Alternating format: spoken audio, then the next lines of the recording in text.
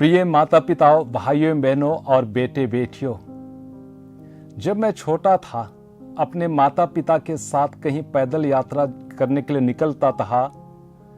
नटखट और चंचलता की वजह से मैं पत्थर उठा करके या कोई पेड़ को या कोई पौधा को या जीव जंतुओं को मारता था।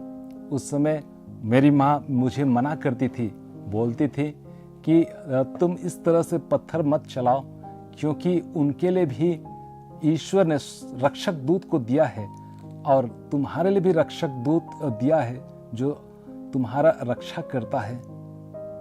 तब से मुझे एहसास हो चुका था कि मेरे साथ में स्वर्गदूत है जो हमारी रक्षा करता है, और उसी विश्वास में मैं आगे बढ़ते आया।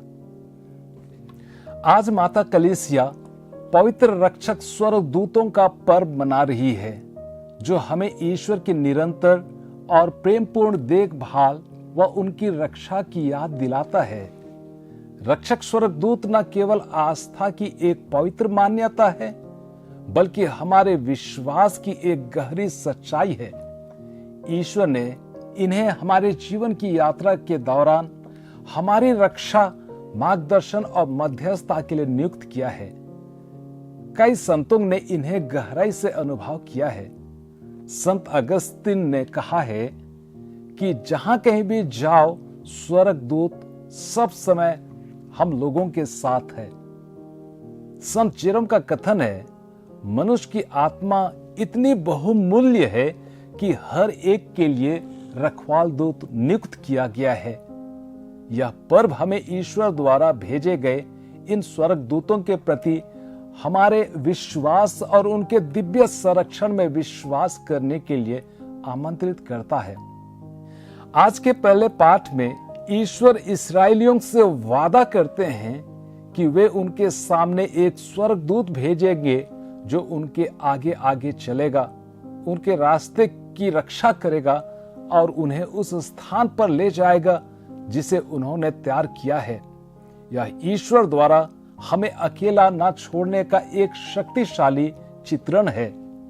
जिस प्रकार इस्राएली मरुभूमि में यात्रा कर रहे थे, चुनौतियों और खतरों का सामना कर रहे थे, उसी प्रकार हम भी अक्सर अपने जीवन में कठिन यात्राओं का सामना करते हैं। पाठ में स्वर्गदूत ईश्वर के संरक्षण का प्रतीक है, जो अपने लोगों को सुरक्षा और उनके अंतिम गंतव्य तक ले जाता है। यह स्वर्गदूत का वादा केवल इस्राएली लोगों के तक ही सीमित नहीं है। ईश्वर जानता है कि हम खतरों और अनिश्चितताओं का सामना करते हैं, इसलिए रक्षक स्वर्गदूतों के माध्यम से ईश्वर हमें लगातार मार्गदर्शन, सुरक्षा और दिशा प्रदान करते हैं। आज के सुसमाचार में यीशु अपने शिष्यों को स्वर्ग राज्य में प्रवेश करने के लिए बच्चों के समान बनने के महत्व के बारे में बताते हैं। यह एक गहन कथन है जो पृथ्वी और स्वर्ग के बीच स्वर्गदूतों की सेवा के माध्यम से घनिष्ठ संबंध को प्रकट करता है। बच्चे की छवि केवल उम्र के बारे में नहीं, बल्कि आचरण के बारे में है। बच्चा बनने का अर्थ है विनम्र, विश्वासपूर्ण और ईश्वर पर निर्भर होना। इसका अर्थ है यह स्वीकार करना कि हमें उनकी देखभाल और सुरक्षा की आवश्यकता है।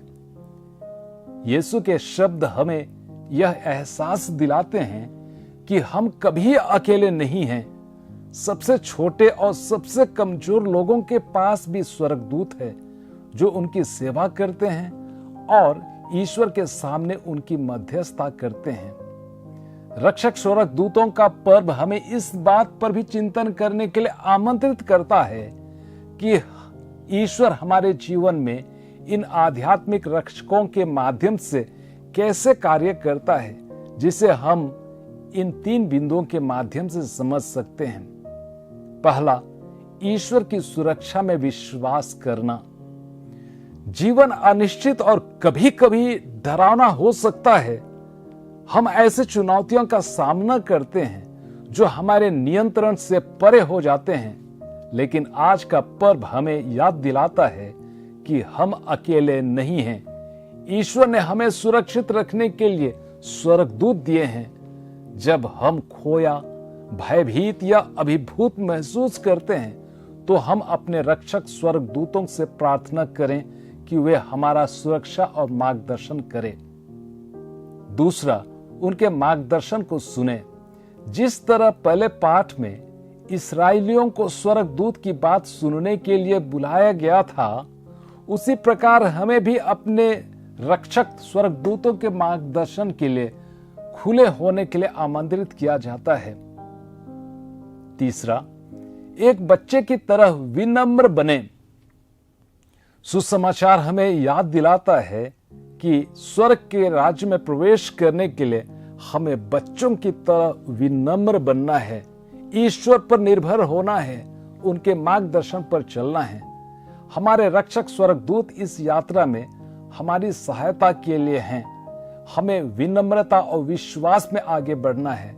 वो हमारा सहायता और मदद करेंगे और हमें हमेशा हमारे स्वर्ग के पिता की ओर इंगित करते रहेंगे और स्वर्ग की ओर ले जाएंगे। स्तोत्र का ग्रंथ अध्याय 91 वचन संख्याएं 10 और 11 में प्रभु का वचन कहता है, तुम्हारा कोई अनिष्ट नहीं होगा, महामारी तुम्हारे घर के निकट नहीं आएगी, क्योंकि वह अपने दूतों को आदेश देगा कि तुम जहां कहीं भी जाओगे वे तुम्हारी रक्षा करें। जैसा कि हम रक्षक स्वर्गदूतों के पर्व को मना रहे हैं, आइए हम ईश्वर के अटूट प्रेम और उनकी सुरक्षा के लिए धन्यवाद दें। वह हमारे ऊपर नजर रखने, हमारे जीवन की यात्रा के दौरान हमारा मार्गदर्शन करने और खतरों से हमारी रक्षा करने के लिए अपने स्वर्गदूतों को भेजे। आमीन।